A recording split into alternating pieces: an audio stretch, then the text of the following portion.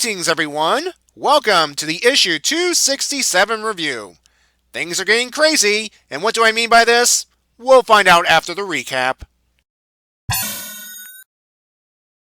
Sonic stayed with Moss to get a handle on his Werehog form, which mainly involves Sonic accepting the Werehog as part of who he is. It worked, and Sonic gained control of his Werehog form, challenging Moss to a race. Thunderbolt had other plans for Sonic though.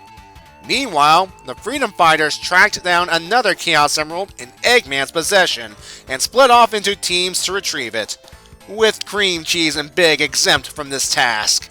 Turns out, it was another obvious trap.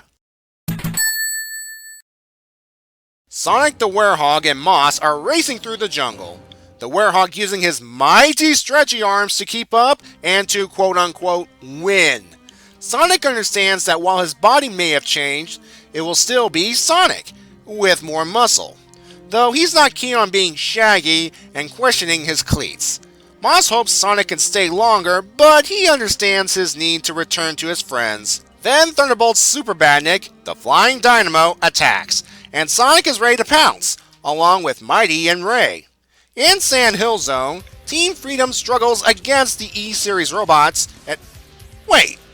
How is it that Sally is up and running when she clearly fainted at the end of the last issue?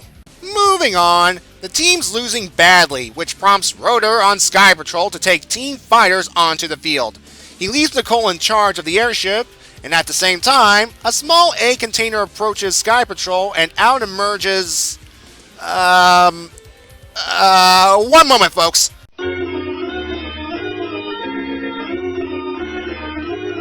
Okay, so the Tails doll uses its antenna to make a hole and enter Sky Patrol. It's doing that slurping sound effect again. Oh good, back to the action. When it looks like Sally might get the emerald, surprise! Eggman has another trap waiting for them. Team Fighters arrives, and the teams suggest a tactical retreat. Things get worse when the capsule containing the emerald leaves, and an electric net traps our heroes. Eggman, back on the Death Egg, celebrates his little victory over the Freedom Fighters. Orbot mentions that using 3 E100 units was overkill, and using the real emerald as bait was dangerous. But Eggman's not worried since the Freedom Fighters were gathering them for him. Plus, he believes he's ended the resistance, and he will keep tabs on Sonic through... yeah. Back to the Flying Dynamo battle. The machine's not letting Sonic and company get any closer. They need to make an opening, so Ray distracts the machine while Mighty pulls Sonic back, again using the mighty stretchy arms as part of the plan. Okay, Guru, you may be questioning this plan, but clearly it works, as Sonic and Mighty destroy the Flying Dynamo. Where Brofist? Naturally, Thunderbolt's pissed she lost again, but nothing else comes from this. The Freedom Fighters are trapped with the ground E100 units blasting them, and the flying unit waiting for them above. Back on Sky Patrol, Cream begs Nicole to help them, but Nicole fears hitting her friends.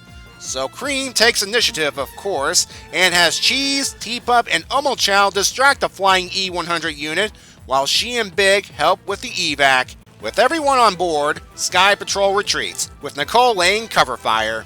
Sally blames herself for not seeing the obvious trap. Now, part of me wants to say, yeah, that was a pretty dumb move on your part, Sally, but part of me feels she needs a hug. Not from me, of course. The next day, Sky Patrol arrives to pick up Sonic. The Hedgehog says goodbye to everyone, and he even mentions the Zen Garden to Moss. Sonic asks Tails about the mission, and... yeah, Sonic. Sky Patrol is in bummer mode. Hey, everyone's alive, but in sick bay. Sally tells Sonic what happened, and Sonic blames himself for not being there. He also admits not taking care of his Werehog problem sooner. Sally says Sonic would have had the same trouble they did, and now they can't use Eggman's database anymore. They lost their edge, according to her. Sonic corrects her, saying that he's the edge, and what follows is Sonic giving a pep talk to brighten everyone's mood. Plus, he informs everyone his problem is under control. With that out of the way, Sonic asks Nicole for another Chaos Emerald location.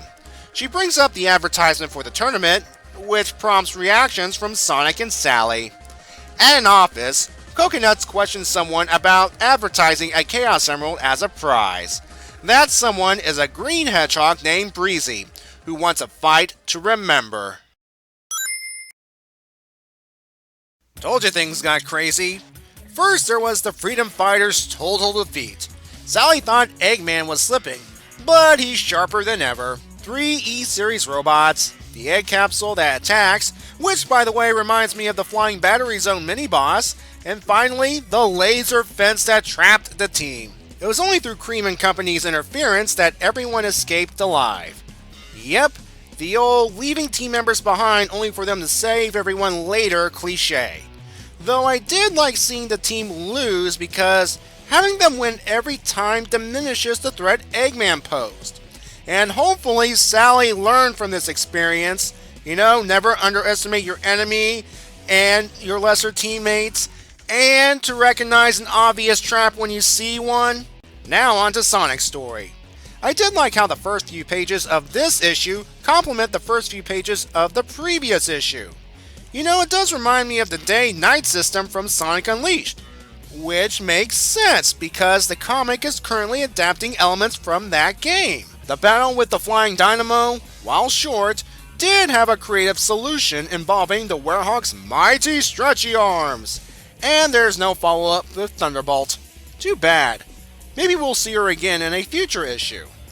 We also say goodbye to Mighty, Ray, and Moss. They pretty much served their purpose for Sonic's Werehog development. Of course, when his friends feel like crap, Sonic's the one to give the not give up pep talk, and for all intents and purposes, he took charge. Then we have this last page featuring not only a redesigned Coconuts, but Breezy the Hedgehog. Who is she, some of you are asking? Well, she originated from the adventures of Sonic the Hedgehog, the goofy Sonic cartoon from the 90s.